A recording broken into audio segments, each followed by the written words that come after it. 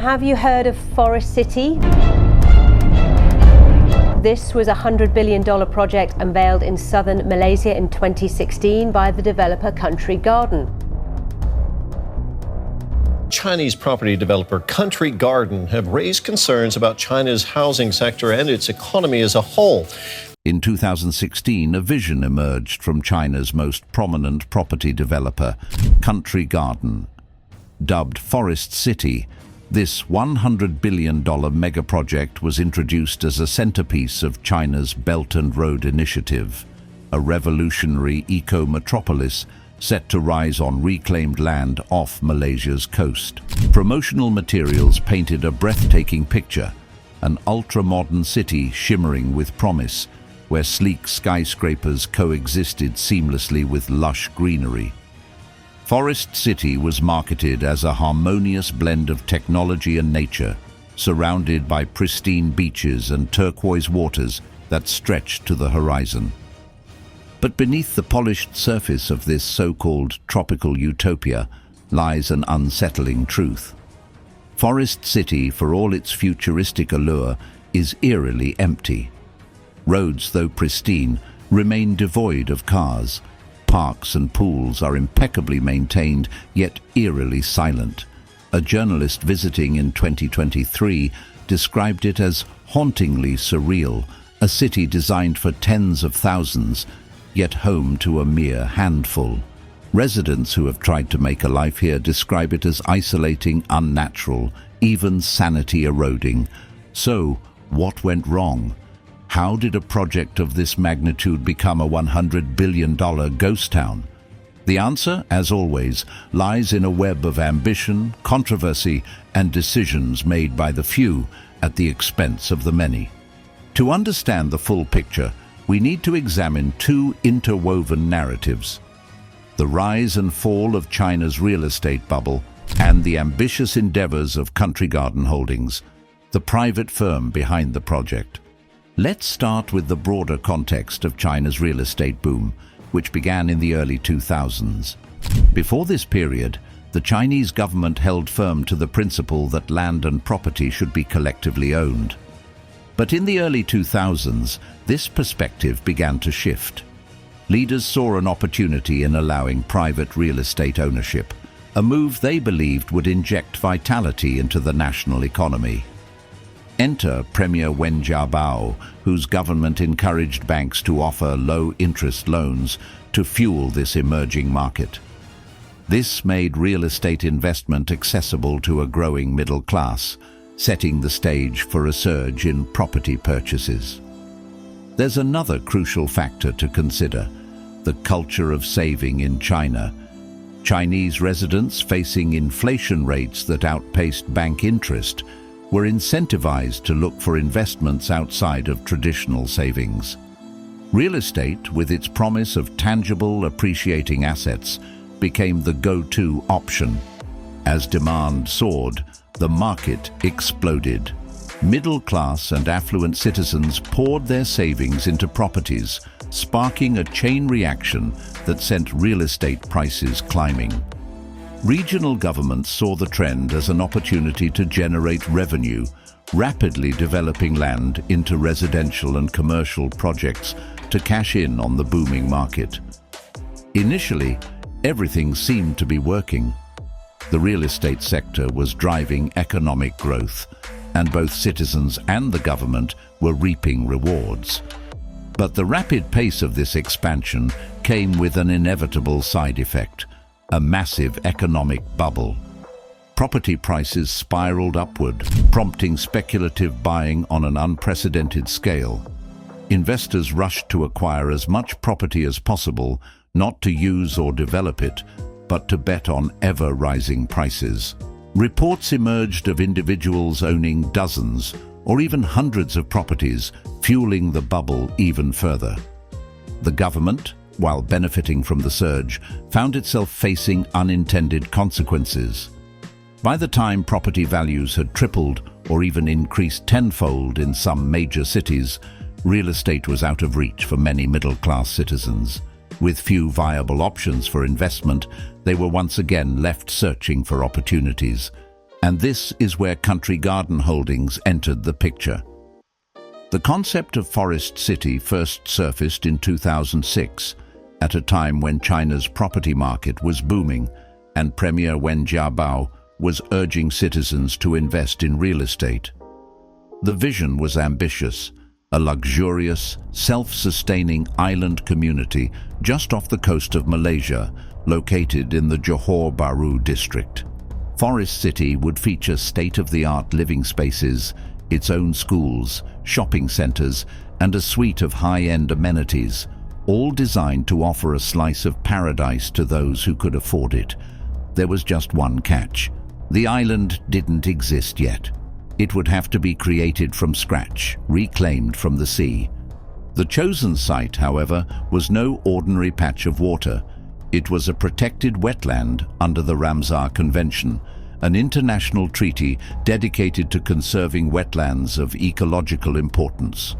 The treaty explicitly prohibited development unless it served purposes like nature tourism or scientific research. But this designation didn't stop the project.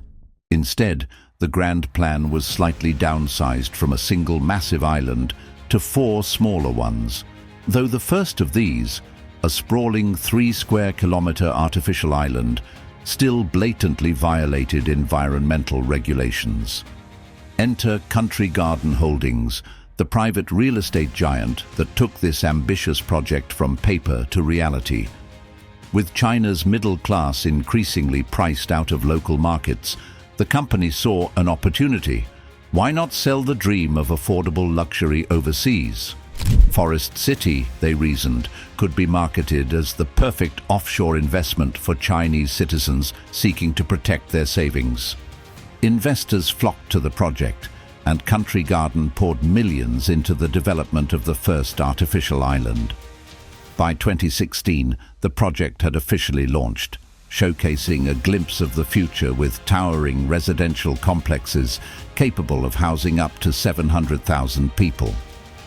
Only 14% of the planned city had been completed, but the scale of the vision was clear. Confidence soared further during the grand opening. Malaysia's then Prime Minister, Najib Razak, declared Forest City a duty-free zone, while the influential Sultan Ibrahim Ismail of Johor publicly endorsed the project. With high-profile support and billions already invested, Country Garden was optimistic that units would sell out rapidly, paving the way for the construction of the remaining islands.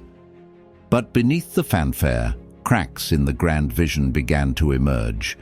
A perfect storm of missteps and external challenges was about to unravel the project's foundations. From global financial turmoil to escalating debt in China's oversaturated property market, the forces working against Forest City were mounting, and so we roll the clock back to 2008. As the property bubble swelled to alarming proportions, a new crisis began to unfold. Regional governments, already deeply invested in real estate, found themselves scrambling when the global financial crash tightened demand for Chinese exports. To stave off a looming recession, the Chinese government launched a massive $568 billion stimulus package, directing much of it into infrastructure and real estate. The immediate effects were promising. The economy weathered the crisis with remarkable resilience. But this short-term success came at a steep cost. The stimulus, while cushioning the economy, also supercharged the already inflated real estate bubble. Provincial governments doubled down on development, seizing any opportunity to claim a share of the $500 billion fund. The result? A frenzy of construction, much of it ill-conceived, overpriced, and destined to fail. What had begun as an engine of economic growth was now driving the market towards saturation, debt, and instability. By 2011, the Chinese government realized the real estate market was teetering on the edge of collapse. In a desperate bid to regain control, they introduced a series of deflationary policies aimed at cooling the overheated market.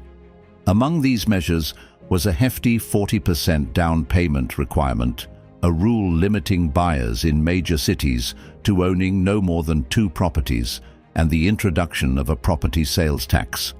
These moves were calculated to dampen speculation and stabilize the market.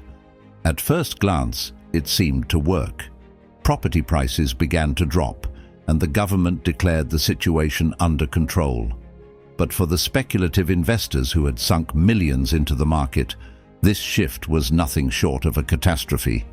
Alarm bells rang loudly as panic set in. Investors scrambled to offload properties, sparking a chaotic sell-off. Some desperate sellers even let go of prime real estate at a fraction of their original purchase prices. The government stepped in once again, this time introducing a policy that banned properties from being sold at prices more than 20% below the market rate. This added yet another layer of complexity to an already volatile situation. Now, despite the turbulence in China's domestic real estate market, the offshore strategy seemed promising. Local property prices, while somewhat subdued, were still high enough to leave middle-class citizens searching for viable investment opportunities. Initially, Forest City sales were strong, offering a glimmer of hope for the ambitious project. But then came a critical blow. The Chinese government, keenly aware of the mounting provincial debt and the inflationary pressures fueled by the $568 billion stimulus package, moved to curb the outflow of money. In a sweeping policy change, President Xi Jinping imposed a strict annual foreign spending cap of $50,000 per citizen. It was a game changer. Xi Jinping's statement, "Houses are for living in, not for speculation," became a mantra that marked the beginning of the end for Forest City.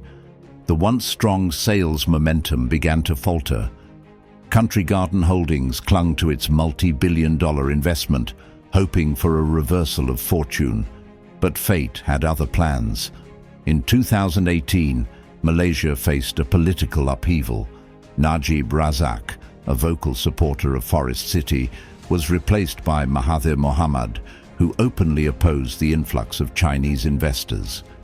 He went so far as to label Forest City a colossal waste of resources, even suggesting a ban on foreigners purchasing property there. Although legal constraints prevented him from enforcing such a ban, investor confidence was shattered, sales ground to a halt. Then came the final nail in the coffin, the COVID-19 pandemic. Travel restrictions and economic uncertainty sealed Forest City's fate, leaving it a shadow of its grand vision. By 2019, an estimated 15,000 units had been sold, but the number of actual residents ranged from as few as 500 to roughly 9,000, many of whom were maintenance workers. Today, Forest City stands as a symbol of ambition gone awry. Yet, Country Garden Holdings remains committed, maintaining the city's infrastructure in what appears to be a stubborn refusal to admit defeat. Despite whispers of debt restructuring and potential asset sales, the project still clings to life, waiting for a second chance. Thanks for tuning in. If you enjoyed this video, don't forget to hit the like button and subscribe for more. Until next time, take care and see you in the next one.